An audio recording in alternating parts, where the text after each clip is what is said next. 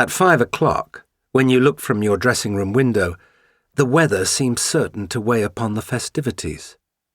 For with the temperature at 34 degrees, clouds as far as the eye can see, and the onset of a drizzling rain, the princess's guests will be arriving at her party cold, wet, and a little worse for wear. But by the time you set out at 6, the temperature has dropped just enough that what begins to land on your shoulders is not a grey autumnal rain, but the season's first snowfall. Thus, the very precipitation that might have soured the evening instead lends it an aura of magic. In fact, so mesmerizing is the manner in which the snowflakes spiral through the air that you are run from the road when a troika passes at full gallop, with a young officer of the hussars standing at the reins like a centurion in his chariot. Having spent an hour freeing your carriage from a ditch, you arrive at the princess's late, but, as luck would have it, so does a portly old friend from your days at the academy. In fact, you get to watch as he alights from his droshky, throws back his shoulders, fills out his chest, and then tests the formality of the footman by slipping on a patch of ice and landing on his rump. Helping him up, you hook your arm under his and lead him into the house, just as the rest of the party is spilling from the drawing-room. In the dining-room, you make a quick circle of the table in search of your name, assuming that, given your reputation as a raconteur, you will once again be placed beside some awkward cousin.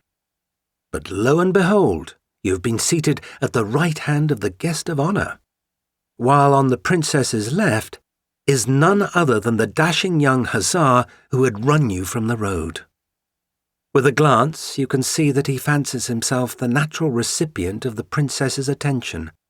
Clearly, he expects to regale her with tales of the regiment, while occasionally refilling her glass with wine. When the meal is over, he will offer his arm and lead her into the ballroom, where he will display his talents at the mazurka. And when the orchestra plays Strauss, he will not need to waltz the princess across the floor, because he will be on the terrace, in her arms. But just as the young lieutenant is about to tell his first anecdote, the doors to the kitchen open and 3 footmen appear bearing platters. All eyes turn to see what Mrs. Trent has prepared for the occasion, and when the 3 silver domes are lifted simultaneously, there are gasps of appreciation. For in honour of the princess, she has cooked her specialty, English roast with Yorkshire pudding. In the history of man, no military commissary has raised envy. Due to a combination of efficiency, disinterest, and the lack of a feminine touch, all of the food in an army kitchen is boiled until the tops rattle off the pots. So, having made do with cabbage and potatoes for 3 months straight, the young lieutenant is unprepared for the arrival of Mrs. Trent's beef. Seared for 15 minutes at 450 degrees, and then roasted for 2 hours at 350 degrees, her roast is tender and red at the centre, yet crispy and brown at the crust. Thus, our young hussar sets aside his regimental tales in favour of extra helpings and the refilling of his own glass with wine, while in accordance with the established rules of etiquette, it is you who must entertain the princess with a few amusing stories of your own. Having cleaned the gravy from his plate with the last crust of the pudding, the young lieutenant finally turns his attention to his hostess. But at that very same moment, the orchestra begins tuning in the ballroom, and the guests push back their chairs. So he simply holds out his arm for the princess, as your portly friend appears at your side. Now, there is nothing your friend loves better than a good quadrille, and despite his physique, he has been known to hop like a rabbit and prance like a buck. But placing his hand on his tailbone, he explains that his spill on the drive has left him too sore to gallivant.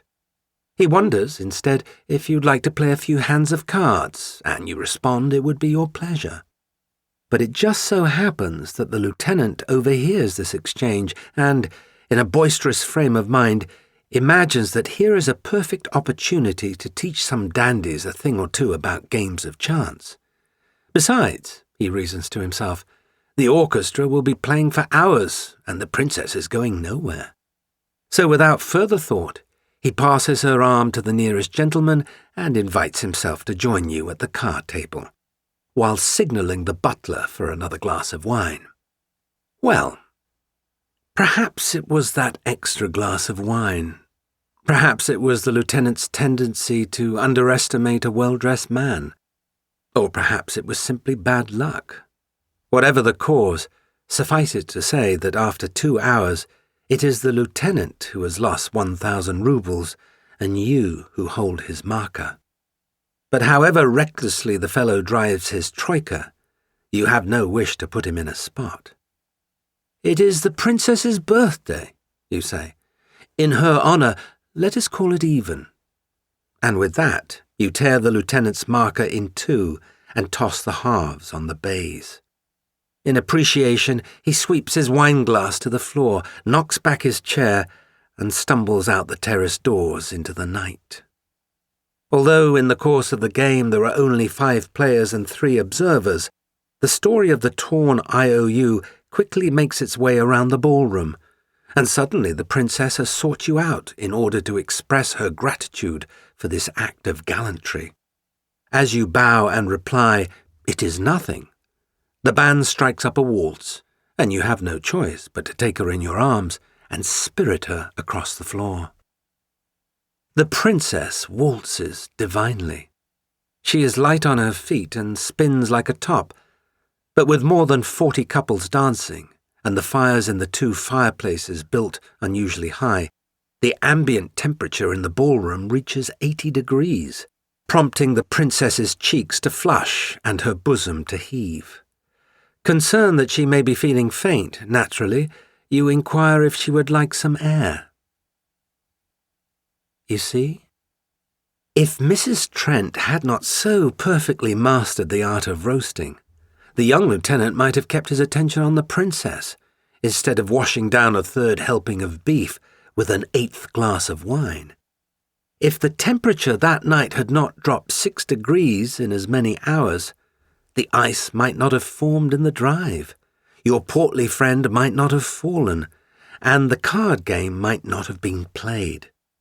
And if the sight of snow hadn't prompted the footman to build the fire so high, you might not have ended up on the terrace in the arms of the birthday girl, as a young hussar returned his supper to the pasture from whence it came. And what is more, thought the Count with a grave expression, all the sorry events that followed might never have come to pass. What is this? Who are you? Turning from the window, the Count discovered a middle-aged couple standing in the doorway with the key to the suite in their hands. "What are you doing here?" the husband demanded. "I am from the drapers," the Count replied. Turning back to the window, he took hold of the curtain and gave it a tug. "Yes," he said, "everything seems in order." Then he doffed the cap he wasn't wearing and escaped into the hall.